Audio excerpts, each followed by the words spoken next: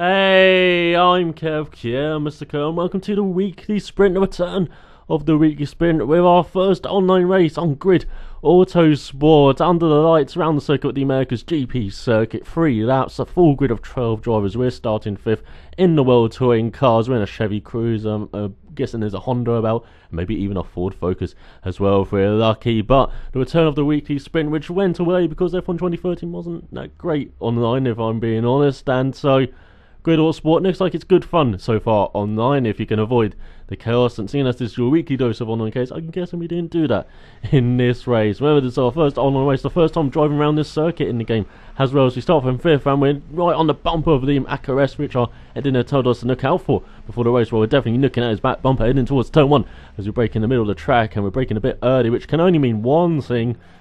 We're getting spun round in the first corner, but it's like a couple of guys missed the braking point there as we're up to 8th spot now, or down to 9th spot even, as the inside cockpit cam not the greatest, as there's a car with a door wide open. I'm guessing it's a bit hot in there as he's taking his anger out on us, pushing us onto the grass, and we're going through the S's, and we've been pushed again, so we might as well cut the S's here. And we have of course got a penalty for that, as so many other guys have cut the corner, it seems there. Look at all the Caspers in front of us there as we go back to the other cockpit view, which seems a bit better, as I don't really like that blurred steering wheel that you got with the other cockpit view. But it looks like someone's run right through the left hander, and we're nice and tight in the right, going round the outside to the left. That's not good in the touring cars. We're going to watch out on our inside here. Doesn't know we've been pushed wide, but it looks like Liam's kind of blocked us out because he's using Liam's slipstream, so we've kind of have to stick to the outside here, and we're braking early into their left-hand hairpin, and everyone's outbraked themselves. Where are you all going?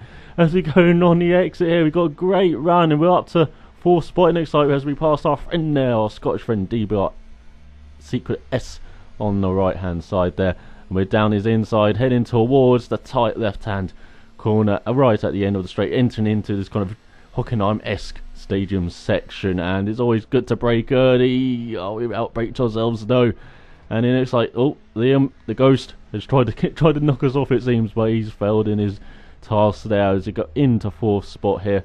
And it looks like we got 3rd and 2nd battling in front. That wasn't an over the line penalty. What are you talking about? I had more wheels on the track than off it. Very strict. It's like the British touring cars where you have to have all 4 wheels inside the right lines. If you have one over, you kind of do get warned through the corners. So we're in 4th spot, we're catching 3rd, it seems. We've got a nice gap to 5th behind us just about in this game, and it looks like going into the penultimate corner, just braking on the grass, trying to get the rotation of the car, but it looks like we're too much on the grass there, and it looks like Rocky Waters was even more on the exit. So he into the final corner, looking down the inside, braking a bit early, trying to get the exit out of this corner. He's broken wide.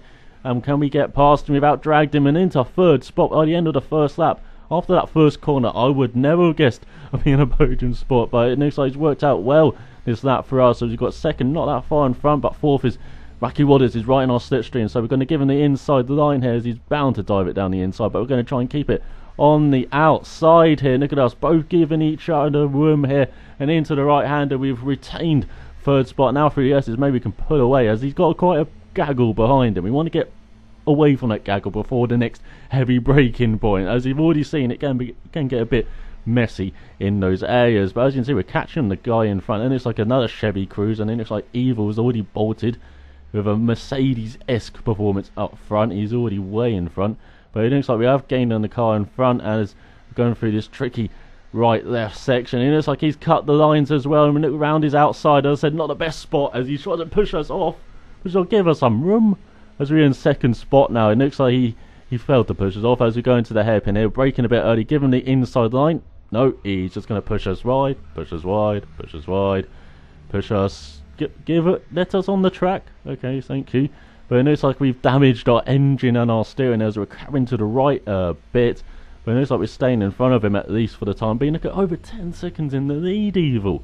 That is ridiculous in a lap and a half. Somehow he must have avoided all the fireworks that happened behind him, has got nice fireworks going on in the air, and we've outbraked ourselves into that corner again, and it looks like we've been passed and we've been hit as well. I don't know what happened to that, guys.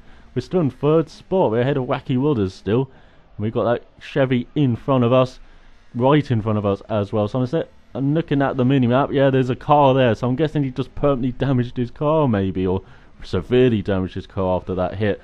And as you can see, we're keeping on the back of this guy in front in third spot, heading into the final sector, the final few corners where you can just do this flat out. And I have to say, Grid Autosport Online, it's just like the old grids really. It is good fun if you can avoid all the chaos and all the guys who do like to wreck a bit, as he runs right in front of the Chevy. Oh, we're getting some deja vu here, not just like the last lap. So we're going to brake early, hit the apex and try and out drag him towards the first corner. And it looks like we've done all of that. We're in second spot now. Oh, we've achieved the maximum we can, as I don't think we catch evil even if there were like 50 laps of this race.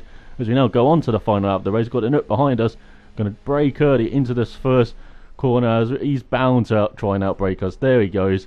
We braked a bit too early actually. We got kind of zigzagged before the apex there, but we managed to stay in front of our fellow Chevy here, and we're still in second spot. And through the S's, we were faster than him in the last lap, so hopefully we can pull away a bit before another braking zone here. So as I said, GRID Autosport Online seems great fun from the few races I've done. I haven't done too many, but it seems that you do have to avoid the chaos, as I said, and if you can do that, find some good players to battle with. It's great fun online, just like the single player. Even though I find the AI a bit too aggressive sometimes. It's nice that they are aggressive, but they seem to just continue on their line sometimes, and if you try and make a move on them, they just push you off. And in the touring cars especially, that can just mean you're spinning right round all the time. But online, as I said, very good.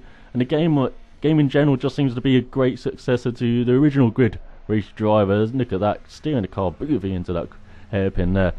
And yeah, it just seems a natural extension of that. I didn't play Grid 2, but it seems like that kind of went awry, and so this seems to be back on course now, the Grid franchise, with this title. And I won't do career mode because it is again a bit of a grind, career mode. You've already seen, if I have a series where it's a bit of a grind and it will carry on for years, so I don't want to have that on my channel. But the strange thing about this game and the way that I kind of adapted this game is that I learned something from sim racing, like iRacing, and it's really made me adapt to this game quite quickly, strangely. Like all the rate transfer, especially in these touring cars where you can really feel it, where as you can see I'm braking in and trying to get the car rotated, the back end, to go through the corners. And even though it's an arcade game, it works effectively, and it works effectively in iRacing where I'm driving the Star Mazda a lot. And it's a car that is pretty strange actually.